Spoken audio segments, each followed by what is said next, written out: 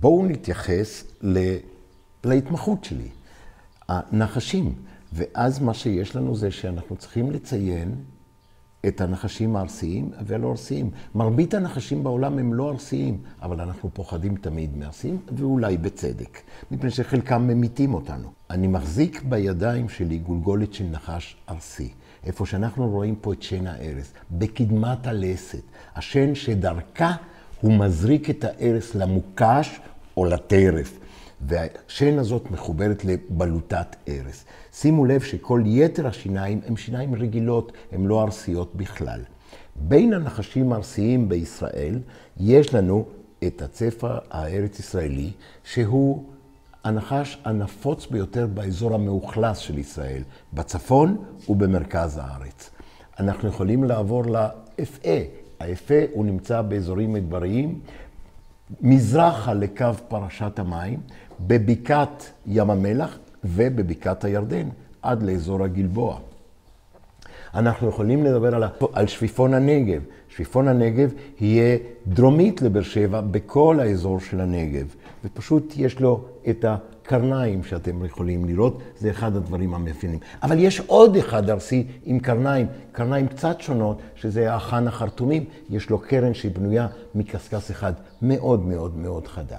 אם נעבור לנחשים לא ארסיים, בואו נסתכל על הגולגולת של הנחש הלא ארסי.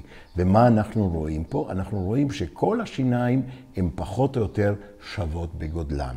אין פה ארס. השיניים האלה לא יכולות להזריק ארס. בין הנחשים האלה הלא ארסיים שיש לנו בישראל, אנחנו יכולים לציין את זעמן השחור, שהוא נפוץ בצפון ובמרכז עד לקו באר שבע. והוא אחד הנחשים השחורים משלושה מינים של נחשים שחורים שקיימים בישראל. השניים האחרים הם ארסיים, דווקא זעמן השחור הוא לא ארסי. אנחנו יכולים לציין את מטבעון המדבר, נחש מאוד מאוד נפוץ בכל האזור של הנגב. ואנחנו יכולים להתייחס גם לזעמן האוכפים, גם הוא לא ארסי, נשכן כמו המטבעון, וגם הוא נפוץ בכל הנגב. וזעמן המטבעות הוא דווקא נפוץ בצפון ובמרכז עד לקו באר שבע.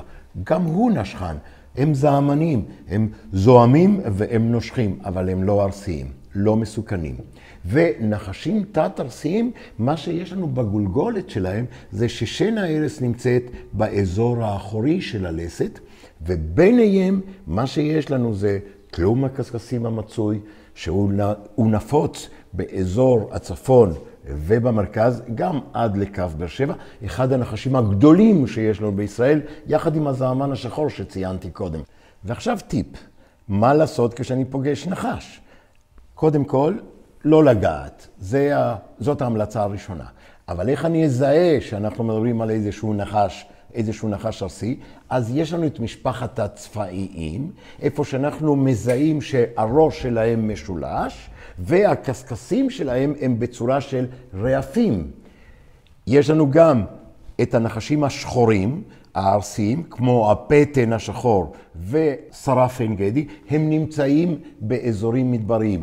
אין להם ראש משולש. לא כל הנחשים הארסיים יש להם ראש משולש בישראל. זה נכון באירופה, לא בישראל. אז כך שמנחשים שחורים שהם נמצאים באזורים מדבריים ואין להם ראש משולש, להיזהר מאוד כי הם מאוד מאוד ארסיים.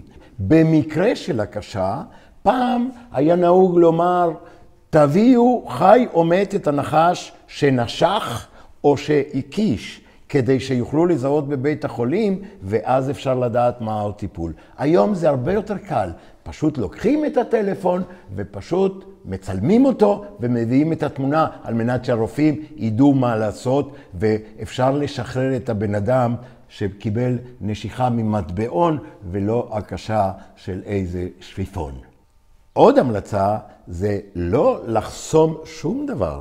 פשוט מאוד, לא לרוץ, לגשת כמה שיותר מהר לאיזו עזרה רפואית, על מנת שתקבלו את הטיפול אם צריך, ואם לא, שחרור הביתה. לסיכום, ראינו שהארסיות או ההגדרה של נחש ארסי היא מבוססת על מיקום השיניים ולא על עוצמת ההרס. עוצמת ההרס לא חשובה פה. קיימים נחשים ארסיים שמהם לא מתים, וקיימים נחשים תת-ארסיים שההרס שלהם הרבה יותר חזק מארסיים. המיקום של השיניים זה הדבר העיקרי.